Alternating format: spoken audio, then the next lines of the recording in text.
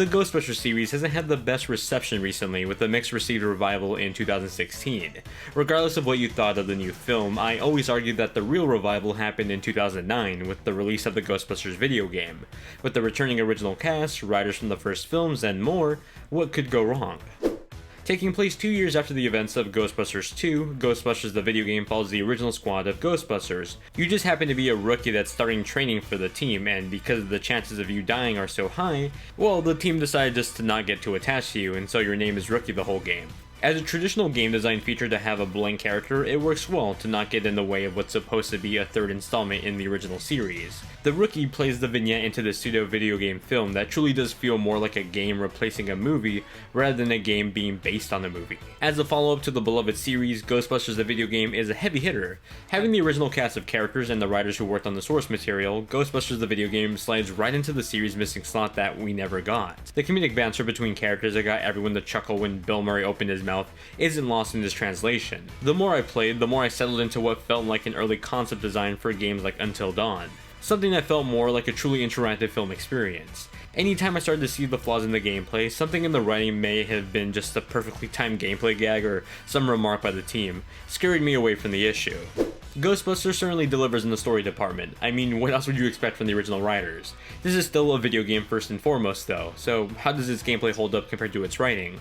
Well, it's fair to solid for the most part.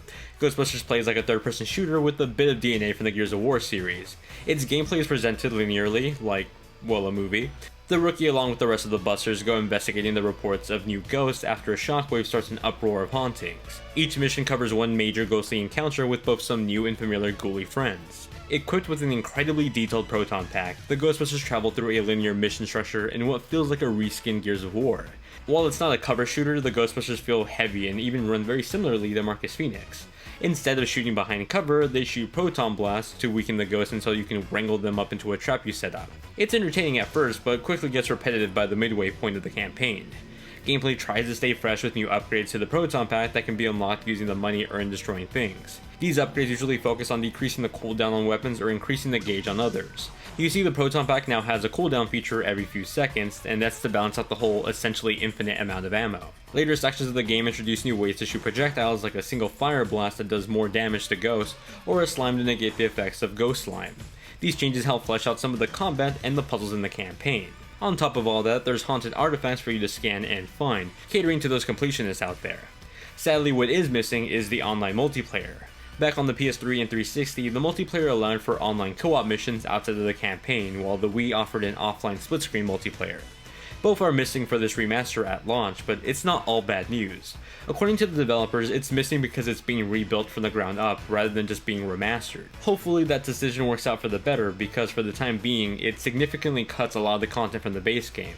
Luckily, the multiplayer will be a free update in the future, we just don't know when yet. Being a remaster of the 2009 360/PS3 game, I hope we get some major upgrades on PS4 and Xbox One with a solid port on Switch. And well, we kinda just got that. PS4 and Xbox One both upgrade the visuals to a full 1080p 60, while the Pro and Xbox One X go for a full 4K 60.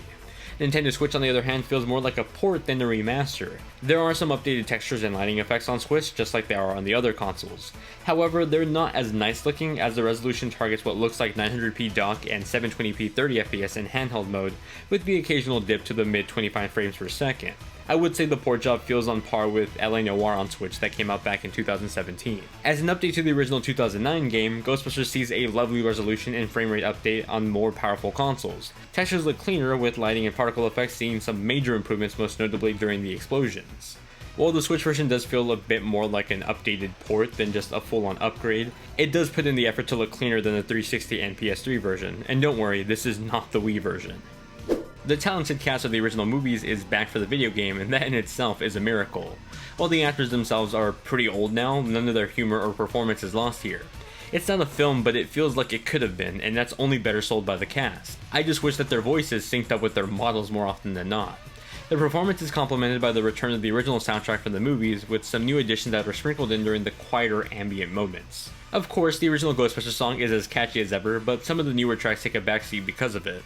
What stands out the most is just how often you hear some of the same music over and over again. While I do love a lot of the classics here, you're stretching out the movie soundtrack across the length of a video game campaign. That's music that's supposed to fill in a 2-hour gap at most into something that can fill the span of 8 to 10 hours. Balancing that out is the use of HD Rumble on the Switch. It's nothing too intrusive, but the slight feedback when capturing a ghost or slamming it always felt satisfying. Ghostbusters Remastered is a love letter to the fans of the series, especially those that felt burnt by the recent film. The revisit to what would have been the final knot on the trilogy is a fun and entertaining story. That's just its story though. Some of its gameplay can overstay its welcome and feel a bit simplified and repetitive. If you're just in it to get lost in the story and tag along with the original Ghostbusters crew, then you'll be sure to have a good time. If you wanted a great video game on top of another story with these characters, then you'll be left wanting more, but for the time being, it's better than nothing, and while to some, it's better than a reboot.